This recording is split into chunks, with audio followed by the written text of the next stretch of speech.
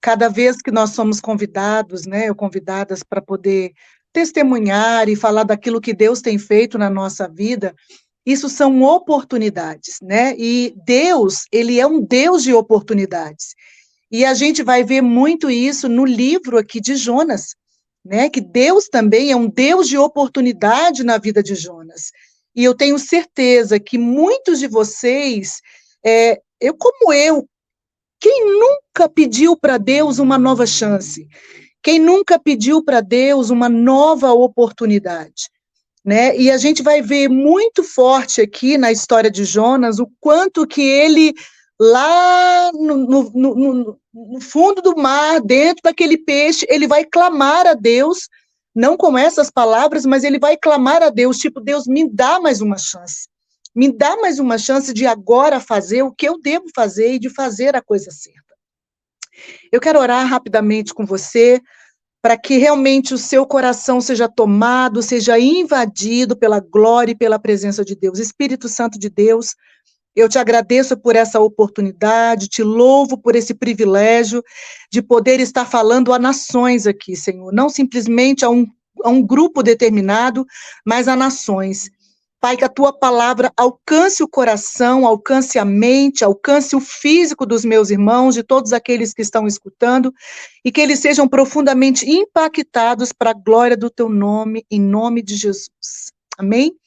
Queridos, eu queria, não sei se você está em casa, se você está no carro, aonde você está agora, mas eu quero conversar um pouquinho com você aqui sobre o livro de Jonas. No capítulo 1, não vamos estudar o livro todo, porque não dá tempo, mas eu quero destacar algumas coisas que eu marquei aqui nesse capítulo que me chamou muito a atenção. Nesse capítulo de Jonas, no capítulo 1 e no capítulo 2, e no início do capítulo 3 somente, a gente vai ver um homem que foge do propósito de Deus para a vida dele. A gente vai ver também um homem que, em algum momento da vida dele, ele vai desesperadamente clamar por aquele a quem ele nunca deveria ter virado as costas. Por outro momento, a gente vai ver esse homem não só clamar por um socorro, a gente vai ver ele orando e ele se arrependendo profundamente, né? Ali naquele momento de oração. E depois a gente vai ver ele recebendo de Deus uma oportunidade. Qual é o sentimento que você tem quando você recebe de Deus uma nova oportunidade? Eu não sei você, mas quando eu recebo uma nova oportunidade de Deus, meu coração vibra. É como ele fala, Dulce, eu sei que você não conseguiu na primeira vez. Eu sei que você errou ali naquele momento, mas eu vou te dar uma nova chance, porque Deus, ele é Deus de oportunidades. Deus, ele é um Deus de novidades, de trazer coisas novas para nós. Então, eu não vou ler todo o texto, eu vou passear por alguns versículos, tá? Que eu creio que talvez você que está nos ouvindo e vendo, você já tenha o conhecimento dessa história de Jonas, né?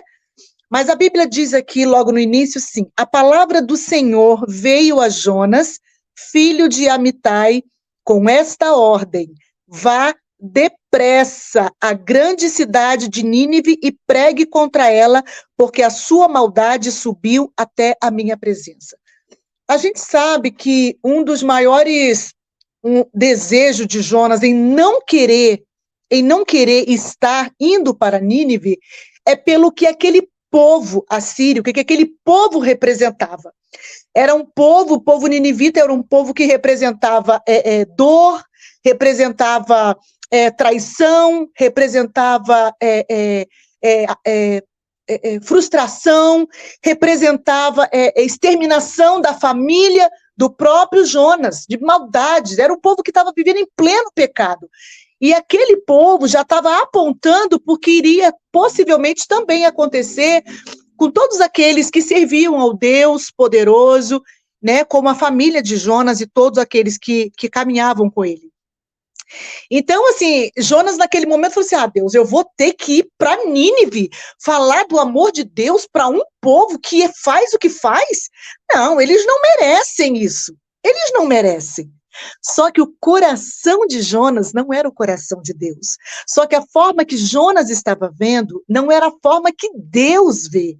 Jonas estava agindo com a justiça própria, Jonas estava dizendo que aos olhos humanos, que a visão dele era o quê? Que aquele povo tinha mais é que morrer, aquele povo tinha mais é que perecer, eles não tinham que ganhar segunda chance, eles não tinham que receber mais uma oportunidade, eles não tinham. Mas como Deus, ele é tão didático, ele é um pedagogo fantástico, ele usa de coisas tremendas, de formas singulares, para ensinar justamente o que Jonas precisava aprender. Jonas precisava aprender a manifestar graça.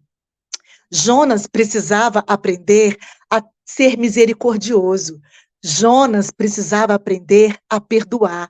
Jonas precisava aprender a dar oportunidade às pessoas, a entender que as pessoas erram, mas que as pessoas podem mudar de vida e que elas acertam. Jonas precisava ter esse entendimento. Então, é por isso que Jonas passou por toda essa história que ele passou.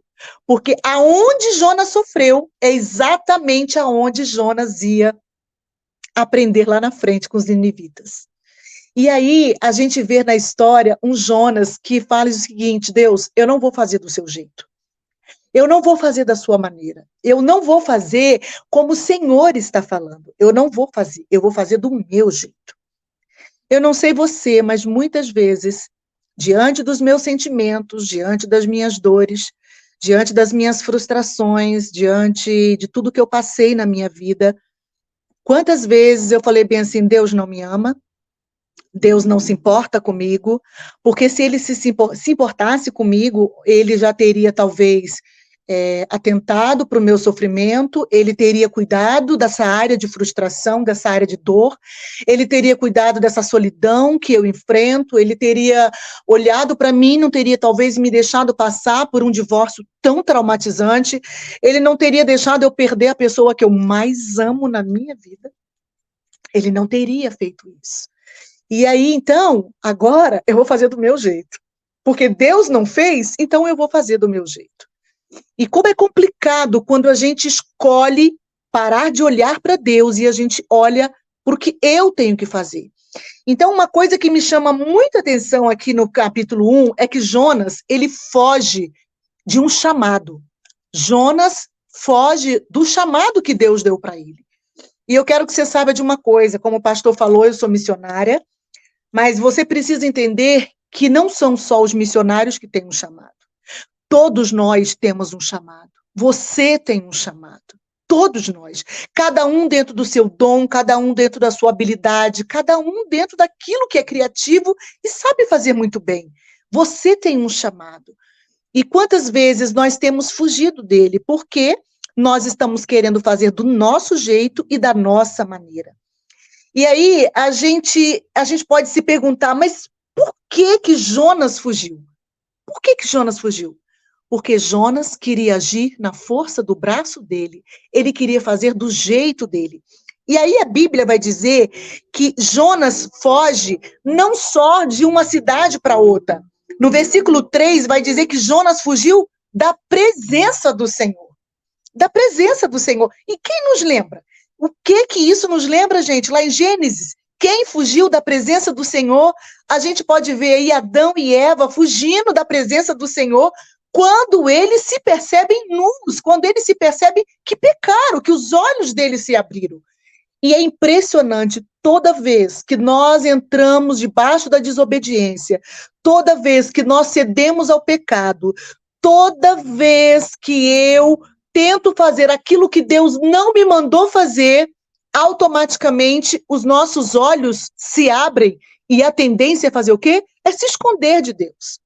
É se esconder de Deus. Quantas vezes? Criança não faz isso? Quando ela quebra uma coisa dentro de casa, que ela vai... De repente, cadê fulano? Cadê aquela criança? Alguma coisa ela aprontou. Com certeza ela aprontou. Então, a tendência, você pode ver, eu não sei quantos de vocês que estão me ouvindo, que são líderes que trabalham com ministério. Quando um liderado, ele comete algum pecado, ou ele está com alguma brecha aberta, a tendência de alguns, não são todos, é começar a se esquivar. eles vão saindo. De fininho, já não busca mais a liderança, já não conversa mais com a liderança, já não confessa mais, já não tem aquele coração aberto para compartilhar tudo que ele compartilhava, já não faz mais. Ele já começa a sair de cena. Por quê? Eu não quero ser confrontado. E aí é tão interessante que vai acontecer a mesma coisa com Jonas. Mas aí o que acontece aqui? Quando Jonas foge da presença de Deus, ele sai de um destino e ele vai para um outro destino. E aí a Bíblia diz assim, depois de pagar, aqui no verso 3 ele diz assim, mas Jonas fugiu da presença do Senhor, dirigindo-se para Tarsis, desceu à cidade de Jope, onde encontrou um navio que se destinava àquele porto, depois de pagar a passagem, embarcou para Tarsis. Querido, quando eu estou no centro da vontade de Deus, quando eu estou sendo controlado por Deus, quando Deus está conduzindo a história da minha vida, eu não preciso fazer muito esforço para que as coisas aconteçam. Elas fluem na nossa vida, elas vêm com muita facilidade, as portas vão se abrindo, você só vai passando, os pedregulhos vão saindo e a terra vai ficando aplainada. Você só tem que seguir quando você está dentro da vontade de Deus. Mas aqui é tão interessante que a Bíblia diz que Jonas, ele pagou a passagem dele. Quando você não vai para onde Deus te manda, quando você não faz o que Deus te manda, com certeza você vai ter alguns prejuízos financeiros. Você vai ter que pagar, você vai ter que desembolsar alguma coisa. Porque antes, se você fizesse exatamente como Deus estava organizando, como Ele estava te sugerindo, Ele iria providenciar tudo. Mas quando você decide fazer do seu jeito, então Deus abre mão e fala, então você vai providenciar tudo, e agora tudo vai ser do seu jeito. E eu não sei você, mas quando a gente faz do nosso jeito, gente, tudo é muito mais pesado, tudo é mais estressante, tudo cansa, e o pastor Cote, ele costuma muito nos orientar numa coisa, quando o ministério ele está pesado demais, você pode ter certeza que algo está de errado. E você precisa parar, avaliar, possivelmente, ou se existe alguma brecha, algum pecado, alguma coisa aconteceu para que aquele ministério esteja tão pesado. Porque a Bíblia diz que o nosso fardo ele precisa ser leve quando nós temos Jesus. Você pode estar até fazendo algo muito grande, você pode estar até fazendo algo assim, que você fala aos olhos humanos, meu Deus, como eu conseguiria fazer isso? Mas quando Deus está no controle, quando Deus te pede para fazer, quando é Ele que manda, quando é Ele que te orienta, tudo fica leve. Porque onde Deus está, tudo se torna muito leve. E aí é tão interessante que lá no versículo 4, ele vai dizer assim, o Senhor sopra um forte vento sobre o mar. Então, eu quero que você pense uma outra coisa, que nem toda a tempestade, elas são frutos do diabo. Porque o diabo está fazendo isso, porque há uma perseguição sobre a minha vida, porque está uma maldição sobre mim, eu estou passando por isso. Não. Nem toda tempestade, nem toda tribulação, nem tudo que você vai passar vai ser obra do inferno, vai ser obra do diabo. Não. Muitas vezes, é Deus, o próprio Deus que vai criar aquela tempestade para o quê? Para me chamar a atenção, porque desde o princípio, lá no Gênesis, Deus está chamando o homem de volta para a sua origem, chamando ele de volta para se conectar com a sua origem.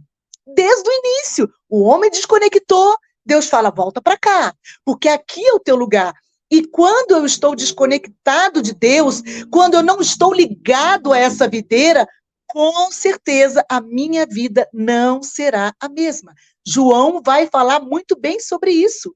Lá em João 15, ele vai falar sobre isso. Você precisa estar conectado à videira, porque quando eu estou conectado, a seiva vai passar para mim. Eu vou receber o original de Deus sobre mim. Então, aqui Deus envia uma grande tempestade. E essa tempestade foi para que Jonas percebesse o que Deus estava querendo comunicar ao coração dele. E aí a Bíblia diz que todos os marinheiros ficaram com medo e cada um clamava ao seu próprio Deus. E aí eles começaram a fazer o quê, gente?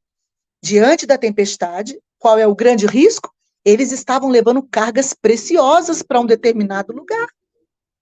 Eles estavam para Tarsis, né? Eles estavam levando cargas. Ali deveriam ter cargas valiosas, talvez bebidas, talvez couro, e muitas outras coisas valiosas ali, naquele barco. O que aconteceu, gente? Por causa de uma desobediência, por causa de um controle, de querer fazer do meu jeito, quanta carga valiosa foi perdida? Quanta carga valiosa teve que ser jogada fora? E, na mesma hora, todos começaram a tirar o peso do barco. Vamos jogar fora essas cargas. Vamos aliviar o peso. Vamos jogar fora. E quantas vezes nós estamos jogando tanta coisa boa fora da nossa vida, que nós nunca deveríamos ter jogado? Quantas vezes você está retirando da sua casa, da sua vida, do seu ministério, dos seus relacionamentos, pessoas que você nunca deveria ter tirado, mas porque um dia você decidiu fazer do seu jeito, porque um dia você decidiu não ouvir a voz de Deus, porque um dia você decidiu obedecer o teu coração, porque um dia você decidiu colocar o Espírito Santo lá atrás e as suas emoções na frente, você teve que se desfazer de coisas tão preciosas. E não só de coisas tão preciosas. Esses marinheiros ficam tão preocupados com tudo isso, e de repente, aonde que está Jonas? Ué, cadê o homem que entrou no nosso barco e que estava aqui conosco? Onde que está esse homem? De repente, para onde Jonas foi, gente? Ele foi lá para o porão, foi lá dormir. Eu não sei você, mas eu já passei alguns momentos da síndrome do pânico, transtorno de ansiedade, diante de situações que eu vivi, de traumas, de perdas, e automaticamente, o que acontecia comigo? Fugas. A gente fuga.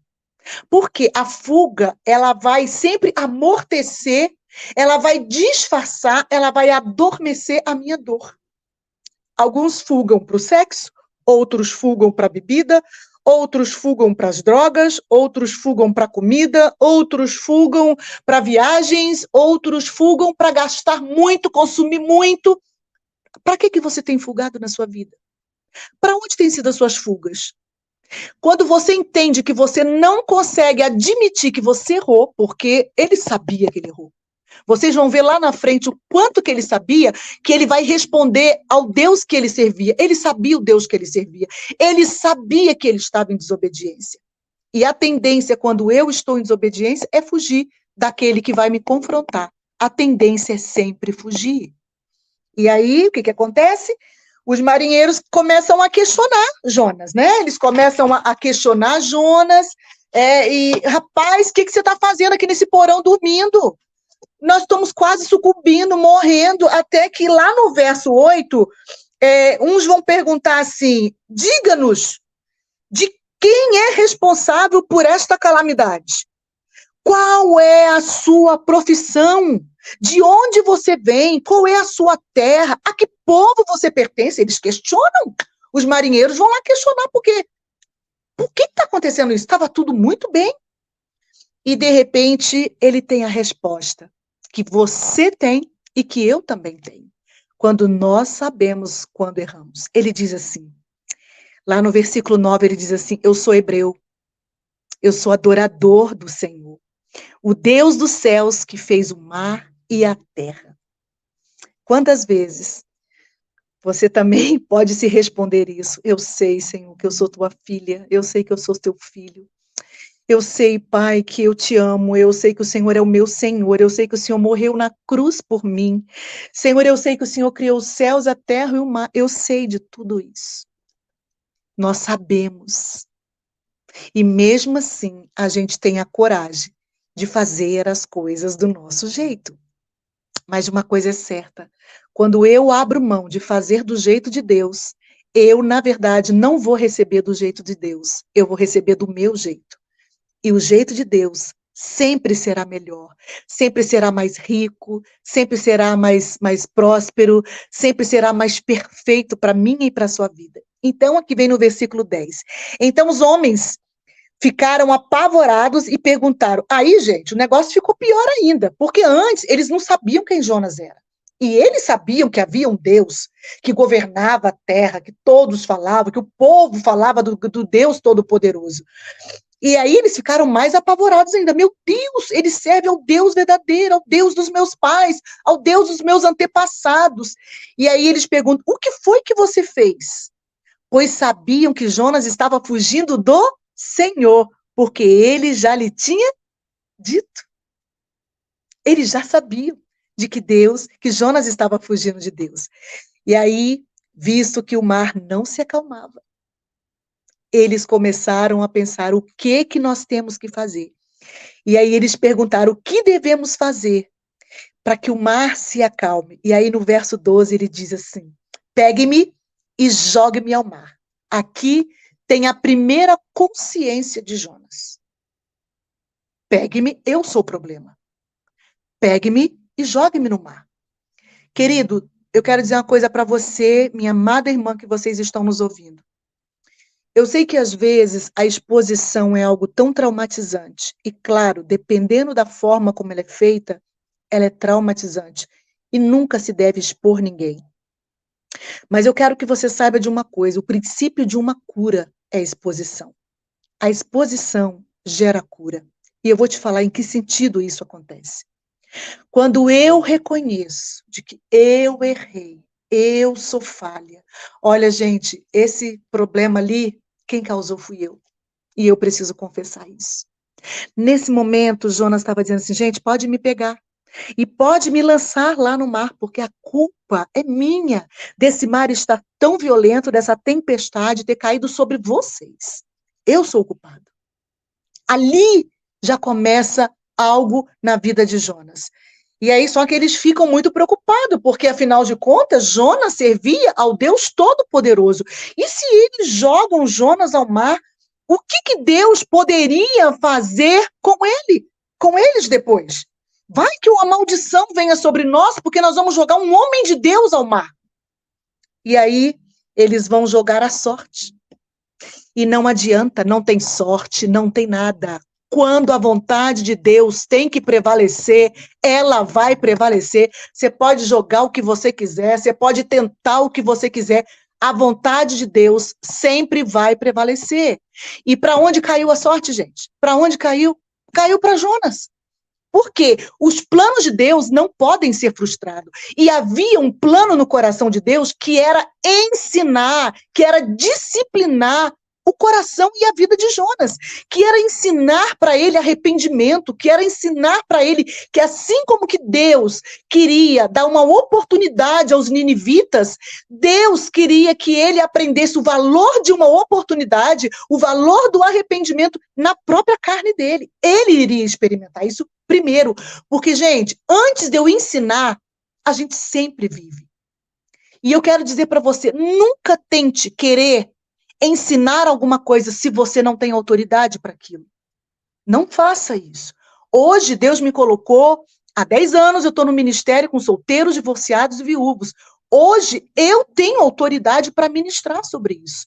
Pode ser que amanhã, depois, eu venha me casar. Acabou a minha autoridade? Não. Eu continuo com a autoridade, porque um dia eu experimentei o que é ser uma mulher solteira por tantos anos na minha vida.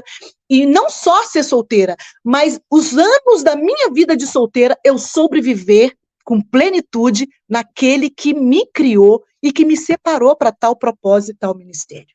E nesse momento, o que acontece? Jonas, ele é jogado no mar. Ele é jogado no mar e nesse momento que ele é jogado ao mar, Deus já providencia a oportunidade de Jonas. Ele não foi tragado, esmagado, comido, morto, triturado, que era o que poderia acontecer. Gente, ele estava em alto mar. Um tubarão poderia estar naquele momento ali, ó, de passagem na hora. Mas Deus providenciou um grande peixe. A Bíblia não fala baleia, mas hoje, pela nossa lógica, o maior peixe que nós conhecemos hoje da nossa realidade é uma baleia. Mas você já parou para pensar, gente? Não é uma casinha tipo de madeira, abriu, ele entrou, ficou lá quietinho, escondidinho, quietinho, não. Imagina o que aquele suco gástrico dentro daquela baleia. Você imagina quando a gente está com crise de refluxo, que vem aquele líquido ácido e queima a nossa garganta. Imagina aquele suco gástrico ali dentro, queimando aquele homem, mexendo naquele homem, ele respirando aquele suco gástrico, aquelas algas marinhas quando a baleia recebia aquela água, ia embora e voltava. Imagina a agonia daquele homem. Gente, foram 3 dias. Deus é Deus de oportunidade. Deus deu 3 dias para ele parar, pensar e repensar no que ele queria fazer. 3 dias e 3 noites. Foi o suficiente para lá no capítulo 2, ele fazer a oração que ele faz dentro daquele peixe. E aí no verso 7 do capítulo 2, ele vai dizer assim: quando a minha vida já se apagava, eu me lembrei de ti, Senhor, e a minha oração subiu a ti, ao teu santo templo. Querido, quem é filho pode até ir na lama, mas quando o negócio pega, quem é filho, quem é amado, quem é escolhido de Deus, ele sabe a quem recorrer, ele sabe para quem ele volta os olhos. Naquele momento, ele estava entendendo de que para que valeu a pena tentar, para que valeu fugir de Deus? Não valeu a pena. Para que adiantou eu fazer as coisas do meu jeito? Para que eu inventei de ir para um lugar oposto do que Deus tinha me mandado? Eu nem sei se você que está me ouvindo hoje, você é uma pessoa que tem talvez um chamado missionário. Eu não sei se Deus talvez está te dando alguns comandos de você ir para um determinado lugar, fazer determinada coisa, comprar determinada coisa, abençoar determinada pessoa, ou fazer algo. Eu não sei o que Deus está ministrando a você. E você resiste. Gente, olha, eu tive durante muitos anos da minha vida um problema muito, muito grande com a minha paternidade. E eu confesso que eu tinha muito medo de fazer aquela oração que a gente aprende no Pai Nosso, que Jesus sempre nos ensinou, que seja feita a tua vontade, como é feita no céu, que se faça na terra aqui na minha vida. Eu tinha medo de fazer isso, porque eu associava muito a minha paternidade terrena à minha paternidade celestial. Então eu tinha muito medo, então por isso que durante muitos anos da minha vida eu fiquei no controle da minha vida. Não dá tempo nessa live para eu contar, mas a minha história foi anos e anos controlando tudo, fazendo tudo do meu jeito. Tem apenas 5 anos para cá que eu estou desfrutando de descansar em Deus e deixar Deus conduzir a minha vida e a minha história. E a minha história alavancou de uma forma que eu nunca imaginei que ela pudesse alavancar. Queridos, para de carregar um peso que não é seu. Para de insistir com aquilo que não é seu. Existe uma fala que as pessoas costumam dizer que é o seguinte, se rende, que dói menos. Para de insistir com aquilo que Deus não quer para você. Né? Deixa ir quem Deus quer ir, quer tirar. Né? Perde o que Deus quer que você perca, mas tira a mão, deixa Deus fazer. E aí eu quero terminar dizendo o seguinte para você: Deus é Deus de oportunidades. Naquele momento, depois que ele ora, tá? Ele ora dentro do ventre daquele peixe. Aquele peixe vai lá e vomita, devolve ele ao destino dele. Devolve ele ao destino dele. Olha só que interessante. E aí, ali fora, ele vai exatamente receber outra vez a palavra de Deus. Lá no capítulo 3, ele diz assim: a palavra do Senhor veio a Jonas pela 2ª vez, com esta ordem: vá à grande cidade de Nínive e pregue contra ela a mensagem que eu lhe darei. Gente, olha que interessante. Não era a mensagem de Jonas, porque por Jonas, O que ele iria pregar lá era o quê? Que vocês morram, que vocês não têm o direito de vida. A mensagem de Jonas não seria nada boa. Por isso que Deus falou, você vai falar a mensagem que eu vou te dar. E aí Jonas vai, volta, prega aquela cidade. Eles se convertem para a surpresa de Jonas, que ele achava que o povo não ia se converter. O povo se converte, aquela cidade é transformada. E depois ainda ele vai ficar em crise. Como pode, Deus? Como pode aquele povo apronta, fez tudo o que fez? E o Senhor dando uma oportunidade para ele, salvando aquele povo. E aí, contextualizando, é como se Deus falasse, Jonas, o que eu fiz com você dentro daquele peixe? O que eu fiz com você quando te jogaram naquele mar? É como se ele falasse, ai meu Deus, podia dormir sem essa, né? O Senhor me deu uma oportunidade. Jonas, tudo que eu fiz com você até aqui era para você entender que a mensagem que você ia levar para eles era a que você viveu. Agora, você pode testemunhar de Deus das oportunidades. Você pode falar o que é o valor de um arrependimento. Então, meus queridos, eu queria encerrar nessa noite com essa palavra para você. Arrependimento, ele vem com uma atitude. Arrependimento vem com uma atitude. Jonas se arrepende e vai obedecer a Deus, e vai fazer o que Deus mandou para ele. Quem está no controle da sua história? Talvez você fale bem assim, Dulce, se eu, desde o começo, tivesse perguntado para Deus, Senhor, eu deveria entrar nesse relacionamento? Deus era aquela pessoa, talvez, a ideal que o Senhor teria para mim? Gente, deixa eu falar uma coisa para vocês. Deus não vai escolher pessoa com quem você vai se relacionar. Deus não vai escolher. A primeira pessoa que Deus escolheu foi lá no Éden. Deus escolheu um para o outro. Foi Deus que fez a escolha. Mas depois daquilo ali, o que aconteceu, e quando Deus escolhe, o que ele escuta de Adão? Ah, foi a mulher que tu me deste. A partir daí, Deus diz o seguinte, Jonas, homens, mulheres, vocês são livres para fazer escolhas.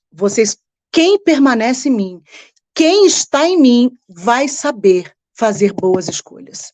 Eu vou te dar um leque de oportunidades. Eu quero saber se você sabe fazer boas escolhas. Claro que Deus, se você depende dele, ele está no controle da sua história, Deus nunca vai deixar você entrar em um lugar que ele não quer. Ele sempre vai te orientar. Filha, pensa melhor. Deus, o que o senhor acha disso? Deus, olha, você vai sempre perguntar para ele vai sempre te orientar. Senhor, olha, eu estou pensando em tal fulano, Senhor, eu estou orando por fulana, Senhor, eu estou sentindo isso no meu coração. Apresenta para o Senhor. Senhor, começa a revelar sinais para mim, vai me mostrando, me fazendo entender, porque seria muito fácil Deus escolher para você. E aí depois, você continua tendo o livre-arbítrio, escolhas, e aí faz escolhas erradas, você escolhe adulterar, você escolhe abandonar aquela pessoa, você escolhe os caminhos errados, você escolhe maltratar aquela pessoa, e aí a pessoa fala assim, mas Deus, olha lá a pessoa que o Senhor falou que era. Por isso, queridos, que Deus não vai escolher. A única coisa que Deus quer é que você aprenda a ouvir o comando dele, que você aprenda a se submeter à liderança do Espírito Santo, que você aprenda a deixar Deus no controle, e aí você vai entender Deus conduzindo a sua história, e não tem como errar quando nós estamos debaixo de obediência. Que Deus te abençoe, que essa palavra possa ter ministrado o teu coração nessa noite, e possivelmente daqueles que vão estar assistindo mais para frente. Amém?